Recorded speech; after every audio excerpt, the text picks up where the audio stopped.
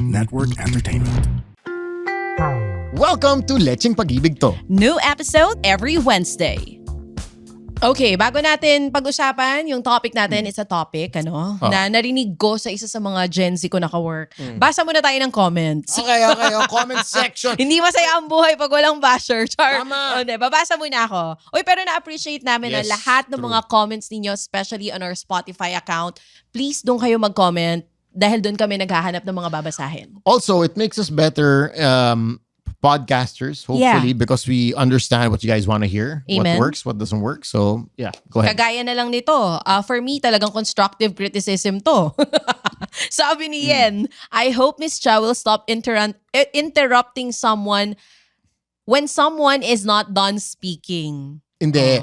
Sa akin kasi, may comment akong ganyan. Pero may sagot. May sagot yung isang si CDV habang may pinanonood na video dito si Sam. If you're an avid listener or watcher, even Sam ganon din. Para kasing nagbe-brainstorming sila through their opinions kaya hindi maiiwasan. Si Mom Shelly naman, I think that is their means of interactions and being at ease at each other. For sure, in the formal meeting, DJ Cha will not be as you guys observed. Okay, ganito. Here's the thing. FM radio kasi ako galing. So, sanay ako ng walang dead air. So, hindi ko minsan... Yes, true.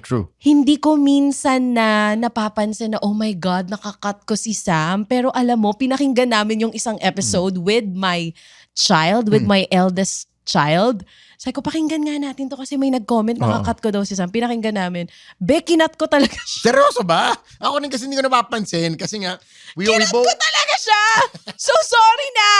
Sorry kasi sanay ako sa FM. So I will be mindful this time and we appreciate comments like that. We really do appreciate para mas maging maganda yung podcast namin. True. So kasi kung sa ibang tao, kung ibang tao yun, baka sabihin pag pinakinggan, hindi, okay lang, tama lang eh. Pero nung anak ko na tsaka asawa ko yung kasama ko nakinig, sabi talaga nila sa akin, Mami, nagsasalita si Kuya Sam, patapusin mo. Mami, totoo yung seryoso ba? comment. Ako hindi ko napapansin. Yes. Well, I guess we both come from the same background of FM radio. So, and correct me if I'm wrong. Yung interruptions na yan, it comes kasi na-excite tayo. Yes. Yung point natin, yung parang shit, kailangan ko na sabihin na ganito. We're Kasi like, baka mawala. ganun tayo sa FM. Yung utak natin parang, We're trained na bawal may dead air sa yes, FM. True. So medyo mabilis talaga yung facing sa FM. Hindi ko alam kung inabot nyo yung ganong era. Lalo na sa amin. Sa masa station. Tas, buti nga ngayon na-practice ko na yung medyo mas malumanay magsalita. Dati mas, ganun talaga kami sa FM. As in like, bawal Correct, kami may rin. Ang dead gulo-gulo air. namin. May background music pa kami nun tas bawal ka ma-dead air. So, sorry, I will be mindful. But next time ma-notice nyo na ganon, mag-message pa rin kayo. Oh, and we appreciate the comments and dumadami na yung comments sa Super. per episode because we want to hear your thoughts as well on our topics and whatnot. Si Ange Comsty, a very good artist, a Hi, good friend as well, Ange. had the same comment, but she's a big fan Sorry of the na, podcast. Ange. I love DJ Chacha too. Pero Sorry, Ange. constructive daw lang yun. But we love your podcast. Thank you so much. Thank we always want to be you. better and we do take these things constructively. Basahin pa natin yung iba. Go ahead. Naaliw ako eh. Si Nix, Miss Chacha, tsaka hindi mababait sila ha. Yes. Kapag nagko-comment Hindi sila. In rude, all fairness, oo. hindi rude. So alam mo talagang Sincere. constructive criticism to. Si Nix sabi niya, Miss Chacha, let Sam YG speak also his opinions before interrupting. Tas may thanks. May mga ganun naman. So ito, thanks for another super relatable episode. I used to be such a people pleaser. Ito yung comment niya dun sa people pleaser versus nonchalant episode natin, which stemmed from having a narcissistic parent. I spent most of my childhood looking for validation and saying sorry for things I didn't need to. Becoming a mom really flipped my whole perspective. Now, 7 years into my healing journey, I'm learning to fully embrace my wala na akong paki-era, putting my energy into my family and the people who truly matter. Still growing, still learning, but way more at peace now. Yan ang I sabi love niya. that episode, the people pleaser era. Kasi sometimes we tend to forget na yun na lang ginagawa natin. It's Diba? okay. No, Parang we just want to be accepted by others. We post, we do this, we do that. Para lang, uy, okay ka. Uy, like ko yan.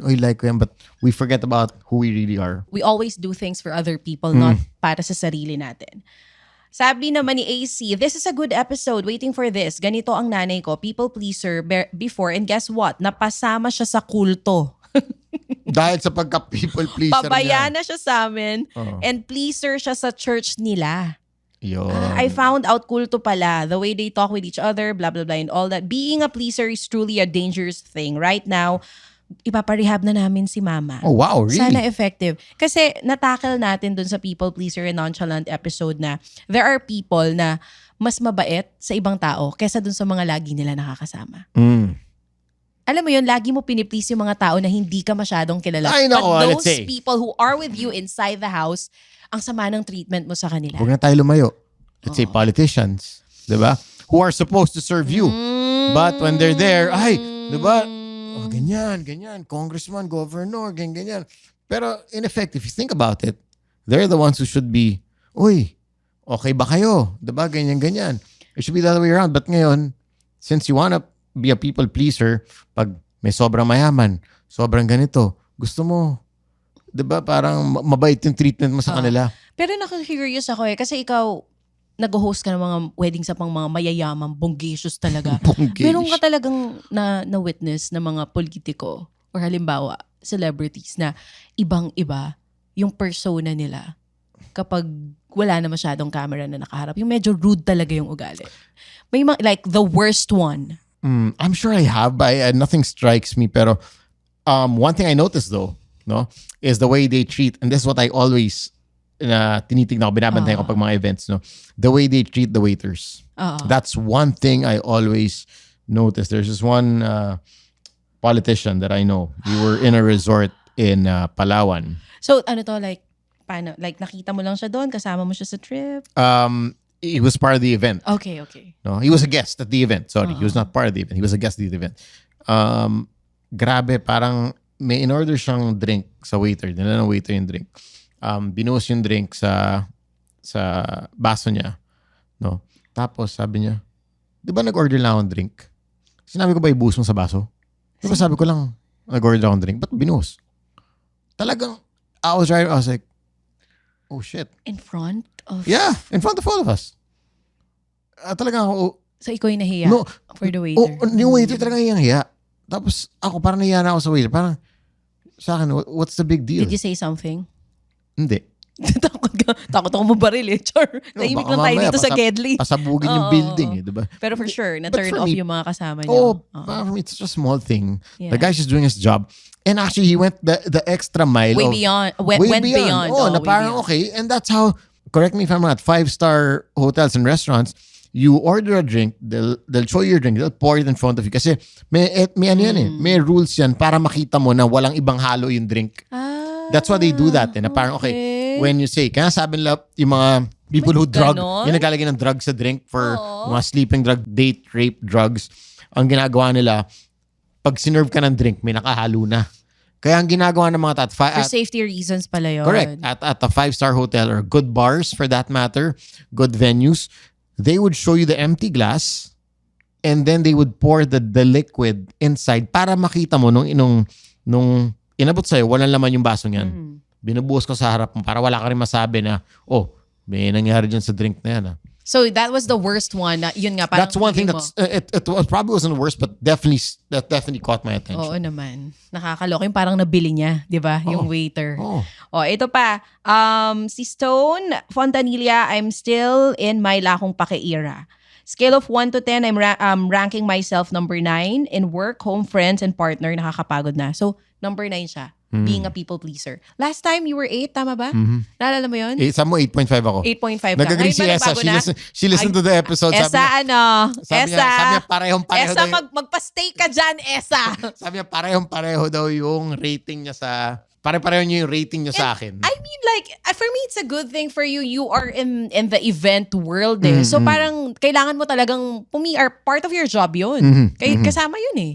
Tama mali. I mean, tama naman. Pero yun lang, of course, sometimes I get carried away. Yeah. It goes overboard na parang, okay, where do you draw the line? Diba? Do you know where to draw the line? I'm learning. Okay. I'm still learning how to draw the line. I guess also, yun nga, talking to you, talking to Esa, that you can't you always have to watch out for yourself at the end of the day, no?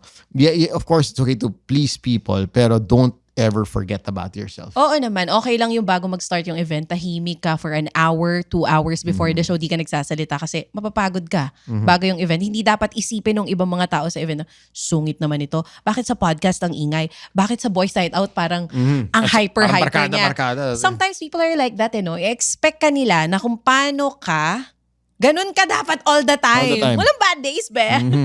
Alright? But anyway, hindi tungkol sa bad days ang pag-uusapan natin. Okay. Maybe pwedeng bad days at work. Pero may mga tinatawag kasi yung mga Gen Z ngayon na quiet quitting. Are you talking to me as a Gen Z or? Wow. Hindi. Ba't nakatingin ka sa akin? Sam, sure akong hindi. Kasi hindi mo alam na pwede mag-download sa iPad mo through sa YouTube at sa Netflix nang walang wifi. Tapos hindi niya alam yung restrict on Instagram. Ang gago, di ba? Ay, nako. Sobrang ma-Instagram pero ESA please. Mamaya may kayo mamaya. Restrict 101. Tuturo niya sa'yo. But anyway, quiet quitting. Yeah, When I first heard about this, sabi ko, quiet quitting, ano yun? Yung parang ayaw mo na sa work, tapos slowly, parang fade away, aalisin ka na, parang fade away. Hindi daw yun ganun. So ang sinasabi, ito yung setting boundaries at work. Hindi dahil tamad ka, kundi dahil ito lang yung binayaran sa'yo. So ito lang yung ibibigay mo. That is quiet quitting. Yan ang sinasabi ng mga Gen Z. If I'm wrong, please correct me on the comment section. Kasi nung nagkakwentuhan kami ng Gen Z friend ko, that was the first time na narinig ko yun. It's also How about you? one of the, it's probably the first time hearing quiet quitting. Hindi ko alam na yun yung meaning ng quiet quitting. Bakit yung pinakakomplikado? But for me, iba boundaries is a big word that I am starting to respect more and more every day. Okay, so define natin. Sabi ni Google, ano daw yung quiet quitting? Hindi daw ito yung literal na nag-resign ka. So this is yung, kung ano yung job description mo. Halimbawa, gawin natin sa corporate world. Corporate. Ang trabaho mo sa sales Marketing, sales. Kung ano na yung job description mo, doon ka lang. Yung ibang hindi part ng job description mo, hindi mo na siya gagawin. Kumbaga, huwag mo pa-accounting kasi hindi ko trabaho yung accounting. Hindi ka extra, hindi ka magpapabida, hindi ka magpapakamartir, kasi wala naman masyadong balik sa'yo in return yung company. So kung 5 p.m. ang uwian mo, clock out ka na. Uwi ka na ng 5 p.m. Ito yung Honda, the Honda culture. Medyo, Honda. Ano Honda? Honda dot. 5 p.m. Honda dot, I'm out. Ano Honda? Honda culture. There's nothing wrong with that. Ganda to kasi I'm starting to understand what you're saying kasi I'm gonna compare that to later on to how we were before. No, yung panahon natin. This is millennial versus Gen Z Correct. work culture. Sige, okay. Mamaya explain ni Sam yung millennial side. Ito yung mga sinabi sa akin ng friend ko, ano yung quiet quitting. Number 1, kanina pinag-usapan natin. Ito yung from your Gen Z friends. From my Gen Z friends. Kakwento ko sa'yo from my millennial friends later. Quiet quitting, di ba? Napag-usapan na natin kanina. Ano job description mo, yun ka lang. 5 p.m. out ka na. Walang magre-reply after work hours kasi sa group oras chat. Ko na yun. Because basically, tapos na yung trabaho mo. Hindi magvo-volunteer sa mga task na wala sa kontrata. Copy. Okay.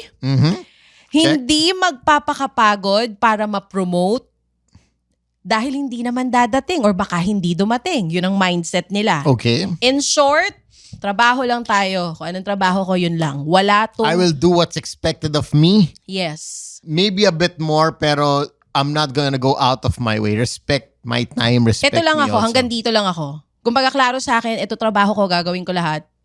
Beyond that, wala na. Kumbaga kung host ako, hosting lang gagawin ko. Hindi ako mag-ayos sa sound system nyo. No. Hindi ako mag-i-edit para sa inyo. Hindi ako mag-iisip. Host lang ako dito. Kasi after the pandemic daw, ang sinasabi sa mga studies, yung burnout levels. So this is not just for Gen Z. I love this. Even for other age groups, millennials or kung ano man, during the pandemic daw, yung burnout level ng mga tao, nag-shoot up. As in like umakyat. So maraming empleyado ang nagsasabi dito, kina-question nila, worth it ba yung pagod ko?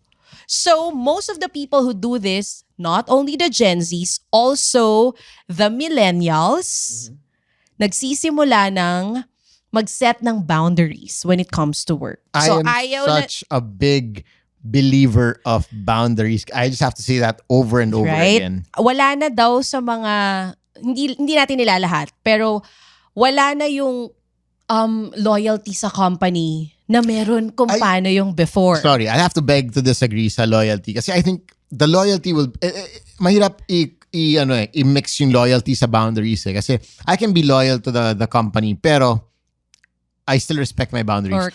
Kasi I gets ko yung sinasabi mo eh. And I think that's a big generational problem that, yun nga, like you said, may mga Gen Z friends ka. Ako na I have a few millennial friends, no?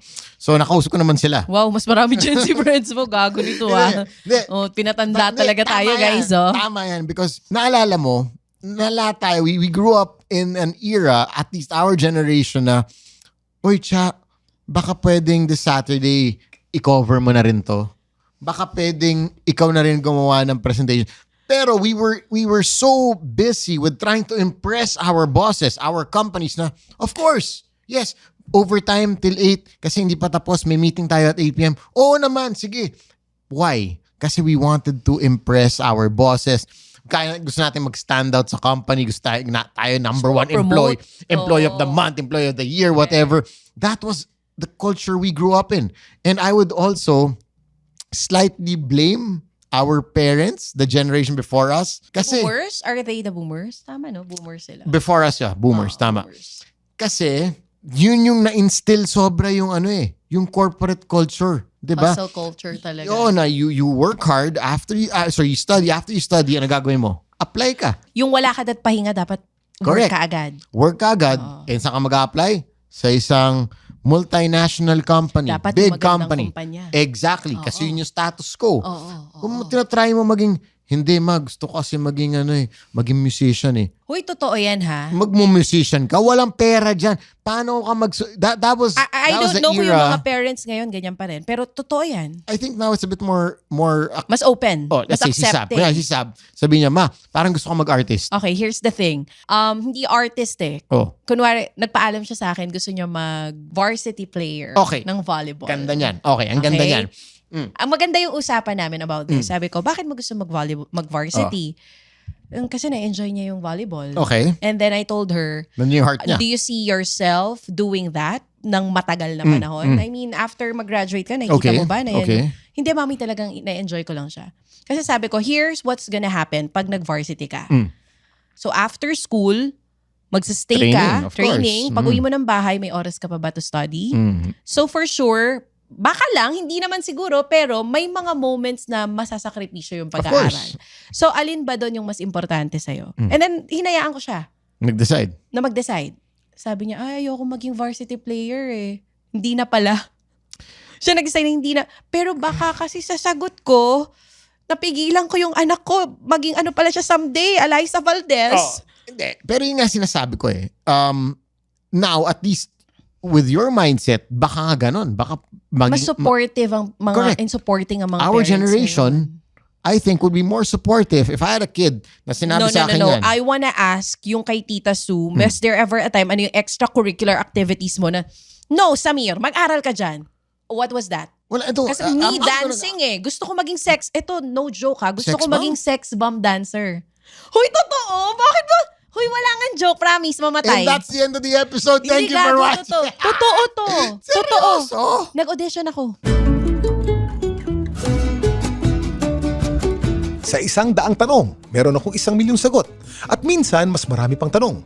This is Kuya Kim and I'm thrilled to invite you to my podcast under the Pod Network, Ano Ba Talaga? With me, Kuya Kim Atienza. Kaya kung may gusto kayong malaman, matutunan o ma-discover na bago, makinig na kayo sa podcast na to. Marami akong mga guests, topics, trivia, and revelations on the show. Ang masisiguro ko sa inyo, you'll always learn something new. Just search for Ano Ba Talaga with me, Kuya Kim Atienza, on Spotify and wherever you listen to podcasts. Joke to. Hindi to joke. Walang M eh. Gusto ko maging sex bomb dancer. What a revelation. Oo. Totoo. Nag-audition ako. Ano to? Episode 285? Gago, totoo. Totoo nga. Tapos hindi ayaw na nanay ko. Ano mangyayari sa'yo? Ano mangyayari sa'yo? Magtapos ka ng pag-aaral mo. So, kapag pupunta ako halimbawa dun sa mga auditions, di niya ako bibigyan ng pera. Kasi she was Pag may mga sayaw sa school, kailangan ng costume, hindi niya ako bibigyan ng pera, pambili. Because what did she want for you? Mag-aral ako. Wala Because, siyang, but hindi the goal, niya, of course, hindi niya, aral. Pero what was the goal? No, wala siyang sinasabi na ito that course mo. Ang sa kanya, kung ano yung gusto mo, go lang, pero aral ka, tigilan mo yung sayaw-sayaw. Walang mangyayari pera sa'yo dyan. dyan. Ganun siya lagi. Mama ka maging teacher, Jersel ako. Char! Hindi ka naniniwala? So wala kang ganon? Kasi di ba tayo mga bata, meron tayong extracurricular activity. Ano yun sa'yo? Ako, I'm gonna go straight to being a DJ. Kasi I started working when I was 19. Oh. I was still in college. So, What year? Third year? Oh, kasi Papi? nga, that was third year college, yeah. Oh. So, I wanted to go to law school. So my mom was like, wait. Yan yung kay King DJ Logan? Student ka noon?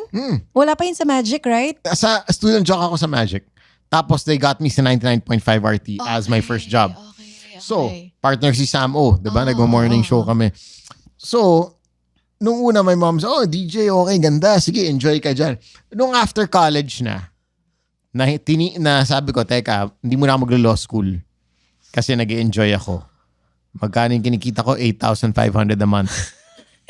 Doon na siya nag-worry. Uy. Doon na siya nagparang... Anong taon ba yan? Baka malaki na yan noon kung kukumpara mo sa mga 8-hour job. 2004. Pero, I mean, na-compare mo?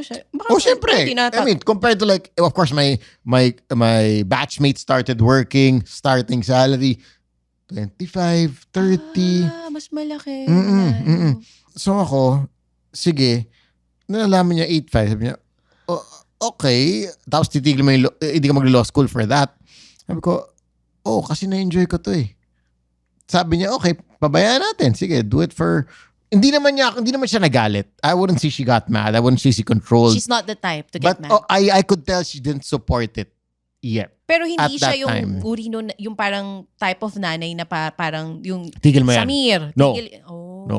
But I could tell. Ramdam mo naman na, Hindi niya sasabihin pero you feel hindi niya gusto. na parang, yan yung gagawin mo.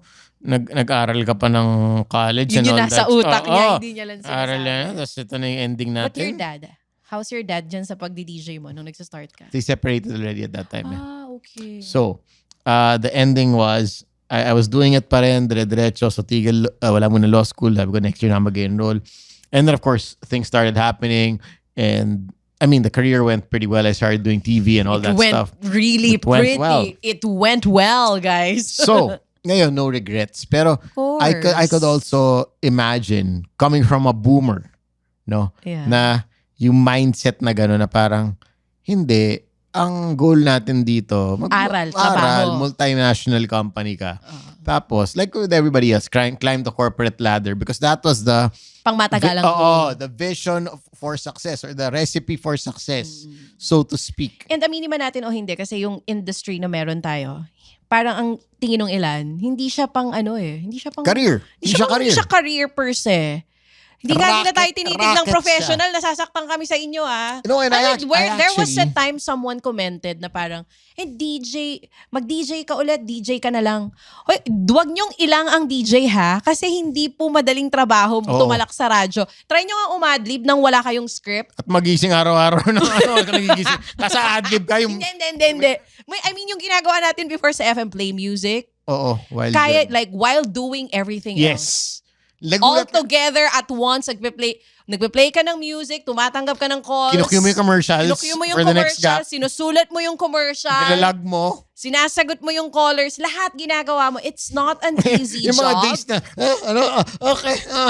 Ganyan. Ganyan itsura namin. So, hindi porke siguro. I mean, but of course, nobody sees what happens behind the scenes. Yeah. But anyway, let's go back to the topic. Between the quiet quitting.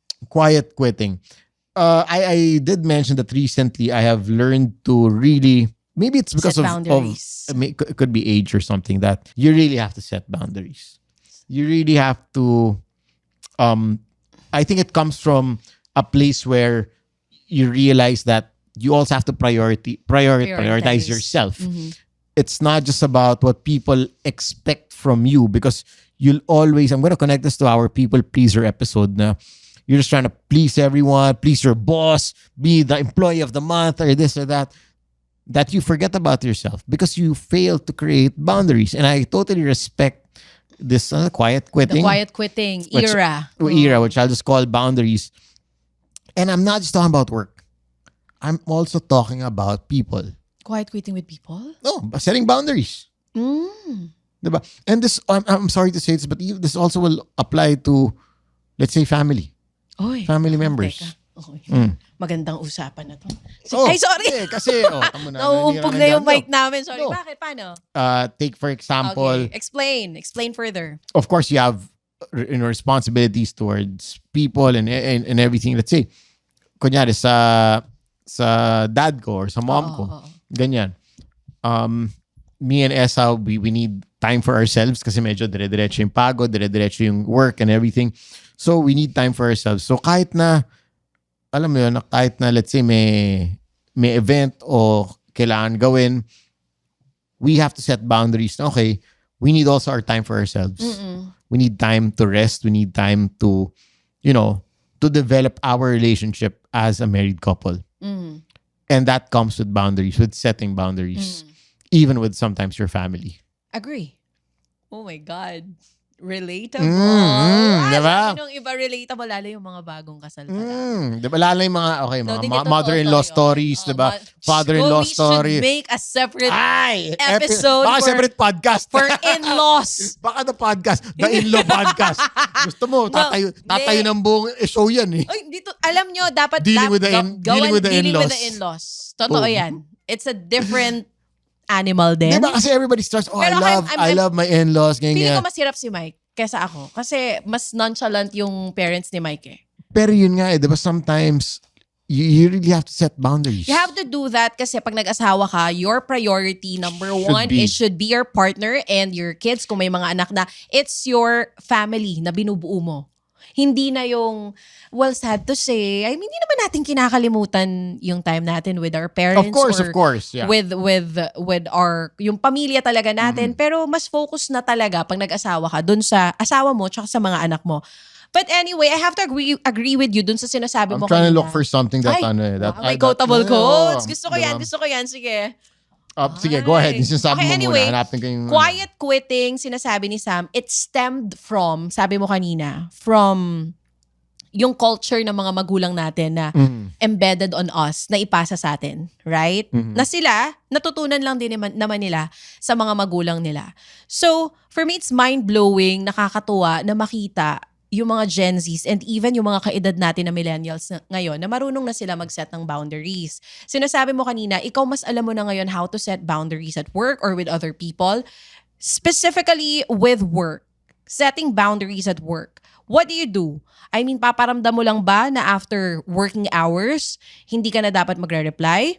Or pag makulit, magre-reply ka pa na, ano ngayon, 'di ba? Weekend ngayon, baka naman pwede. Family time muna. Or, magsasabi ka or magpaparamdam mo. Alam mo kung bakit? Takot tayo eh. Takot tayo na yung boss mo, ayaw mo mag-overtime? No, tayo Ayaw mo- yun. Oo. But the Gen Zs are not like that. Because my millennial boss told me, yung isang Gen Z staff niya, told her Okay. na, di ba po weekend, baka pwede po yung gawin Correct. pag ganon sila Correct. katapang. And I don't see anything wrong with that.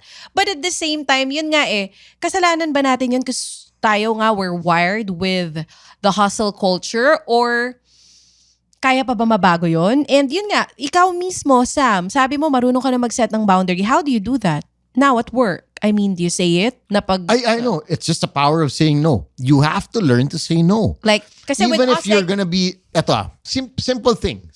Birthday party. Okay. Nayaya mo ko. Sam, party ka sa sa Tuesday, ganyan. Daan ka, punta ka naman. Alam mo may work ako ng Wednesday morning, di ba? Pero ano sabihin ko, sige, try ko. Imbes na sabihin na, sorry, I can't make it kasi I have an early pero day. what if it's work, tas sa event, sobrang laki ng TF mo. Tapos sabihin, Sam, okay, 3 hours ka lang, di ba? Pero baka naman, after nung event, pwede stay ka muna. Kasi, I actually respect people like that. If they o tell baka me. pwede stay ka muna, or Kasi I'd gladly do it pag sinabi mo naman. or hindi stay. Let's say, baka naman pwede mag-add ka ng ito na hindi kasama dun sa work mo. I mean, what do you do pagka mga ganon? That would depend. Okay. Kung anong, if it's Yun na yung boundary. Yun na yung magsasabi ka na. Kasi hindi yun part ng kung... I also don't want to be like too stiff about it. If it's a small thing, let's say, baka pwede mo na i-VO yung next band. Yeah, me 5 minutes lang. True. Then of Nothing course. wrong. Diba, True. para sa atin, I'm sure you do the same. True. I'm sure you wouldn't say, And there are "Hindi, events na nag-exceed nga minsan ng 1 hour, hindi ka na nagpapabayad. Correct, May correct. mga ganun tayo. I'm sure you wouldn't mind, diba? But if True. it's something na, pwede ka ba maghintay muna ng 2 hours, Tapos introduce mo yung banda after ng 2 hours. Wait. Yun talaga. Okay na mo, same wait. tayo. Correct. Teka. Oo. Diba? True. Okay, here's what I was trying to find. Eto na, nahanap niya na, guys. The only people who get upset about setting boundaries are the ones who are doesn't have boundaries. benefiting from you having none. Oh, yun nga, mga taong walang boundary at nag-e-enjoy na ikaw, wala ka. And sa akin, it's okay if, let's say, your boss grew up in that era or that culture where work is life. Diba? But Work is life. Ito naman diba? Live to work, don't work to live. Wow. Diba? Come again? Don't live to work. Work to live. Work to live. Okay. Don't live to work. Yeah. Kumbaga yung gumigising ka na lang para sa trabaho, wala ka na talagang buhay. Wala ka ng buhay. Kasi it'll catch up with you. Alam mo, this just tiring. crossed my mind ironically 2 nights ago. Kasi jet lag ako, diba? So, iniisip ko, you know how nagko-compare tayo ng screen time tayong dalawa on the past episodes, diba? So I noticed the other night, I think it was pag Sunday yata, yung Apple yata, nag-alert ng screen time mo for the week. I'm not sure if you get that alert. No. So every week it gives you your screen time. So it said na my screen, I came from... Nag-exceed ka. No, kasi we were on a trip, travel abroad. So I wasn't checking my phone. Wow. As much. And it said na parang your screen time lowered by parang 30% or something this week. And then I realized, ironically, 2 nights ago, so in my not being able to sleep state, I go, alam mo, I realized that I'm quite on my phone. I'm on my phone quite a lot. Oo. I mean, lahat tayo. Tapos, I don't want to get old or get to that age na parang, kamusta yung hindi ko maalala. I was on my phone that whole time Alam mo yung gano'n, yung parang nasa concert ka na parang, kamusta yung concert? True. Teka, nasa phone ako Ganda. So, you could actually apply that to life. Na you're on your phone so much that... Or nasa work ka so much. Pwedeng ganon. That when you ask a person, ano nangyari when you were 45 or when you were 22? Hindi ko maalala. Naalala ko, tingin sa Instagram I was on my phone so much that I didn't realize what was happening. I didn't realize what, like, let's say yung sa Santorini, ang ganda ng view, diba? You step outside, may sea view and everything. Of course, I take pictures, take the videos and whatnot. Then I put my phone aside. Kasi nga, parang, eto lang ba? Ano ginawa mo sa, I mean, you're there once in your lifetime, diba? You're in Boracay once in your life. Ano ginawa mo? Did you soak up the sun? Did you enjoy that scenario where the beach was there, you had time off with your family, dagat lang nandun, enjoy nature? Hindi, nasa phone pa rin ako yun yung ginagawa mo sa Manila. So, kung sa Boracay mo? Hindi mo masyado na-enjoy. Exactly. So, it occurred to me when I saw that alert, that I think it relates to having those boundaries, living in the moment. Not just being, on your phone, on your laptop the entire time. That's why you take vacations. Yeah. That's why you get away. True. So you don't have to look at your phone the entire time. You can set those boundaries. I have one of the companies that I work for, may millennials na yung mga employees nila. They really hired millennials. Pag talaga, Saturday, Sunday, hindi man lang nagbo-blue check yung message sa kanila. May tatanong ako, let's say, mapapost silang content. Ganito ba yan? Reply sila Monday na. And we respect that. Kung ganun. And then I learned, sa work nila. At gusto natin sana lahat ganun tayo. Pero hindi. Like, me, kunwari sa work ko, news ako hindi kami pwede. Yun nga. 24/7 kami kailangan nakatutok nakabantay, sa news. So medyo natanggap ko na ganun yung mundo na ginagalawan ko. Kaya that's why I respect people. Kung wala, halimbawa outside of news naman yung work nyo, hindi nyo kailangan tutukan 24/7 yung social media or online or yung balita. Take a time off from your work. I mean, yung weekends nyo, have it to yourself. Talagang pahinga. Tapos you can't complain about a burnout kasi... Baka kasi ikaw dahilan kung ba't ka nababurnout. May mga ganun pagkakataon eh. Tanggap ka ng tanggap. You don't learn to say no. Yes ka ng yes to everything. All the parties, so all the events, all the work. All the work, tinanggap mo, pero ikaw, pagod na pagod ka na. Hindi mo, sometimes kasi tayo rin mismo, hindi natin alam kung kailan dapat mag-set ng boundary for ourselves pag sobra na. Kasi nga tama ka Okay. Nabuhay tayo sa era na okay lang mag-OT. Minsan nga OT na hindi pa bayad. Tapos Meron ano sabihin ng boss mo, ayaw mo mag-OT? Ako nga yung boss, Hello, mag-OT pinch ako. hitter. Pag bago ka sa radyo, ikaw Oo lahat naman. ang sasalo sa mga absent. Kung ang duty mo 9 to 12, pag di dumating yung susunod sa'yo, duty ka ng 4 hours ulit. So I mean, nabuhay tayo sa ganong era. But what stuck with me is yung sinabi mo na at 45, may nagtanong sa'yo, I mean, kamusta? Halimbawa, for me specifically, kunwari sa akin, may nagtanong sa akin, uy, kamusta yung mga anak mo? Kamusta si ganito? Naka-graduate na pala. Ayoko Parang dumating sa parang point lumipas lang. na lumipas lang lahat ng milestone ng anak ko na hindi ko talaga alam. Or you weren't Siyempre, in the may moment. mom- may Or you mom- were there beside her, but you were not in the moment. May mom guilt ka, alam mo yun, papi, na parang feeling mo, I'm spending so much time with work. Kulang na kulang yung oras ko for my kids. May mga ganun akong moments. So, yes, I'm trying to put boundaries sa work. Kasi, naman ako parang nag-uusap kami lagi ni Mike and even all of my closest friends alam to. I mean, you can take all of this from me. Pero yung family, pag dumating yung punto na papiliin ka halimbawa, kung pamilya or work, ang dali for me, piliin yung pamilya. Family talaga. So, sa akin, yung quiet quitting is okay for me. Kahit anong edad pa yan, hindi siya disrespectful for me.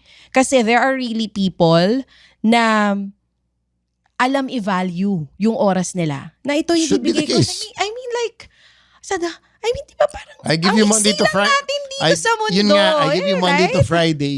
Bigay mo na sa akin Saturday, Sunday True. ko. Diba? Kasi, like I said, I mean, whichever term you want to use, quiet quitting, boundaries. It's, learning to say no to others so you can say yes to yourself. Meron lang siguro mga parts sa quiet quitting na alam mo yung parang questionable pa rin for me. Because halimbawa, sometimes you're working in a company and biglang umabsent si ganito. Wala talagang sasalo. Ikaw lang may alam ng trabaho niya. So, anong gagawin mo? Talagang di mo gagawin dahil quiet quitter ka? Like I said, diba, at the end of the yun nga day, you call it as it is. Call it True. on It's the really, spot. it's on you. Diba? Let's say yun nga, pinag-usapan natin kanina, pwede ka ba introduce after 10 minutes? If you think it's within reason, reasonable. If it's reasonable. Why not? Diba? Of course, it's of course also great to be a good person. You don't wanna be, the a-hole na, hindi ko trabaho. Lahat na lang hindi. Oo, Alam mo lahat yun, hindi. yung parang minsan iniisip nila hindi naman quiet quitting yung tawag dyan. Tamad ka lang talaga. May ganon. And that's where we become human beings. Diba? Kasi tayo lang makaka-decide dyan. Konsensya natin na parang, okay, that's still okay. Eto, sobra na to. You would know that to yourself. So, would you do it? Would you do the overtime, do the extra work? You would know best. Diba? But here's the thing, last na lang sa akin. Kapag ikaw, nawala ka dito sa mundong to, halimbawa, if you're working for a company and you're spending so much time for that company, nakalimutan mo na mabuhay. As in like, work is Tapos life you for find you. yourself at 70 years old. No. And then biglang nawala ka sa mundong ibabaw na tegi ka. Bukas makalawa, papalitan ka dyan na parang wala lang. Ganun kadali. I mean, ganun ka irreplaceable sa work. That's true. Diba? Life will go on. They will go on. Life goes on.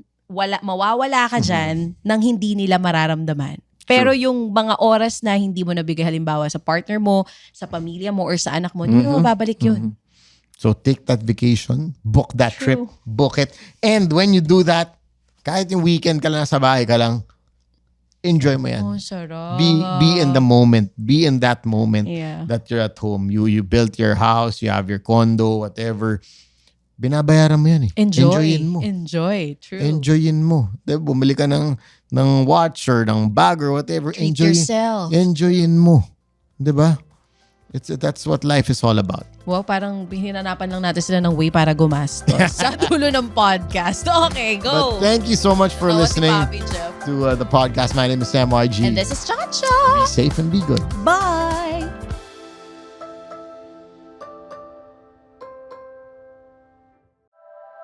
The opinions of podcast creators, hosts, and guests are not necessarily reflective of the official stance of the Pod Network Entertainment, its hosts, or other network programs. The content created by the people behind the podcast is personal and not meant to harm any religion, ethnicity, group, organization, company, or individual.